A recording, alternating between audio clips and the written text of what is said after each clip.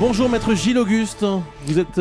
Bonjour Boris Toussaint. Vous êtes l'avocat de Jérôme Cahuzac. Ça a fait l'effet d'une bombe hier. Hein. Le site d'information Mediapart affirmait que l'actuel ministre du Budget, Jérôme Cahuzac, avait détenu un compte en Suisse non déclaré et le site assurait disposer de très nombreux témoignages pour relayer cette information, pour y voir plus clair dans cette affaire qui pourrait à terme embarrasser le gouvernement tout entier. Nous vous recevons avec une question très simple et je l'espère une réponse très simple aussi ce matin sur Europe 1. Jérôme Cahuzac a-t-il détenu un compte bancaire en Suisse?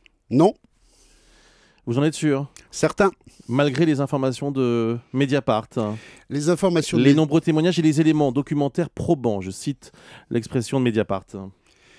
Mediapart prétend avoir de nombreux témoignages, des éléments documentaires probants.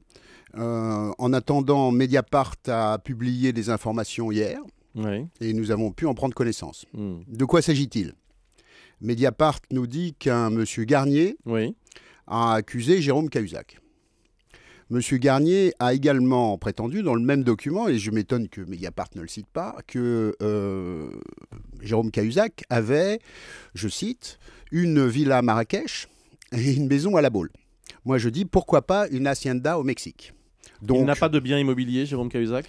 Il a un appartement avenue de Breteuil et une petite maison en Corse qui lui a été léguée par ses parents. Il n'a pas aucun bien immobilier à La Baule, comme vous le disiez à l'instant, ni à La Baule, ni à Marrakech, ni au Mexique. C'est pas un crime non plus, d'ailleurs. Et ni de compte en Suisse. Lorsque Mediapart affirme que le compte a été fermé par Jérôme Cahuzac début 2010, quelques jours avant qu'il devienne président de la commission des finances de l'Assemblée, là aussi, vous démentez cette information? Il est difficile de fermer un compte dont on ne dispose pas. Les avoirs auraient ensuite été déplacés vers un autre paradis fiscal, je vais au bout de l'argumentaire de Mediapart, et auraient été transférés à Singapour par le truchement d'un complexe montage financier offshore. J'ai bien compris que vous allez démentir donc ces informations. Si c'est faux, d'où ça sort?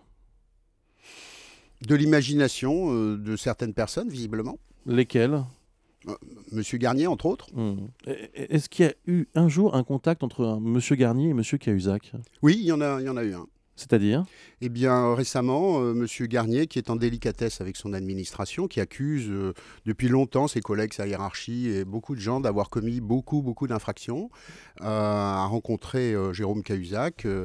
Et Jérôme Cahuzac lui a dit, écoutez, je suis navré pour vous, Monsieur Garnier est à la retraite. C'est un agent du... je le précise, on l'a expliqué dans le journal de 7h30 tout à l'heure, mais je le reprécise pour tous ceux qui nous écoutent ce matin sur Europe 1, c'est un agent du fisc. Du Sud-Ouest, qui a adressé, d'ailleurs il y a quelques années, en 2008, à sa hiérarchie, un mémoire dans lequel il évoquait un compte bancaire en Suisse, ouvert selon lui par Jérôme Cahuzac. Donc vous nous dites ce matin sur Europe 1 qu'il y a eu effectivement contact entre les deux hommes, alors qu'a priori ils ne se connaissaient pas. Il se connaissait, M. Garnier est connu dans la région, il est connu parce qu'il accuse beaucoup de gens. Ouais. Mais ce qui importe dans cette affaire, est un élu de cette région. Ce qui importe dans cette affaire, c'est que M. Cahuzac se retrouve dans la situation d'un homme qui doit prouver son innocence. C'est quand même très étonnant et très dramatique d'en arriver là dans ce pays. On ne doit pas prouver son innocence. Les gens qui vous accusent doivent prouver que vous êtes coupable. C'est ainsi que marche le droit, c'est ainsi que marche la démocratie, c'est ainsi que marchent les principes qui nous protègent tous et notre liberté publique. Oui. Et il ne faut pas l'oublier, c'est une affaire grave. On accuse un homme, son honneur est sali, sa réputation est entachée, c'est un homme qui est intègre, c'est un homme qui s'est toujours battu contre la fraude, et il est intéressant de constater que c'est à l'heure où il se bat à l'Assemblée nationale pour le texte et le collectif contre la fraude qu'on l'accuse. Qui pourrait vouloir lui nuire, pardon. Moi, je constate que l'on colporte les élucubrations délirantes de certaines personnes, et voilà ce qui s'est passé, c'est tout. D'une personne. D'une personne. Il n'y a qu'une seule personne qui accuse Jérôme Cahuzac. Écoutez, regardons Rémi Garnier. Regardons cette accusation. On dit, oh là là, monsieur Cahuzac a un financement de son appartement avenue de Breteuil qui est étrange. Eh bien, ce matin, Jérôme Cahuzac, je vous l'annonce, publiera sur son blog le financement exact de cet appartement, le prêt qu'il a reçu de ses parents, le prêt qu'il a reçu du parent de sa femme, le prêt qu'il a reçu de la BNP. Il n'a pas payé plus de 15% de dépôt sur son appartement, comme les Français l'ont fait, comme je l'ai fait quand j'ai acheté mon appartement, comme tout le monde le fait. Est-ce qu'on veut lui faire payer sa richesse, sa fortune, sa situation, pour parler plus clairement? On sait qu'il est chirurgien, voilà, qu'il paye l'impôt sur la fortune. Bon, ça arrive à beaucoup de gens aussi. Est-ce qu'on veut lui faire payer ça, ce profil atypique à gauche? Je ne sais pas, je ne fais pas de politique, je me contente de défendre un homme dont l'honneur est accusé, et je constate qu'en tout cas, peut-être, on n'aime pas l'intransigeance d'un homme qui est droit, qui est juste et qui est honnête. Deux dernières questions. D'abord, allez-vous porter plainte, comme vous l'avez envisagé hier, plainte au pénal contre l'auteur de l'article? Bien entendu. Nous déposerons une plainte en diffamation au pénal.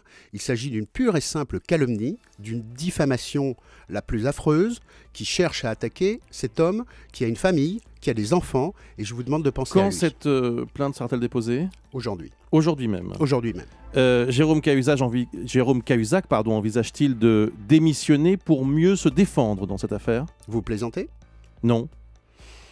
Ça c'est déjà vu. Hein. Il y a des précédents dans la Ve République. Hein, on n'a pas besoin de se défendre contre une accusation qui est portée contre vous. Vos accusateurs ont besoin de prouver la vérité de ce qu'ils disent. Merci beaucoup. Gilles Auguste, l'avocat de Jérôme Cahuzac, confirme à l'instant sur Europe 1 que le ministre du Budget va déposer une plainte au pénal après les révélations du site Mediapart. Merci beaucoup. Dans un instant, Anne Roumanoff.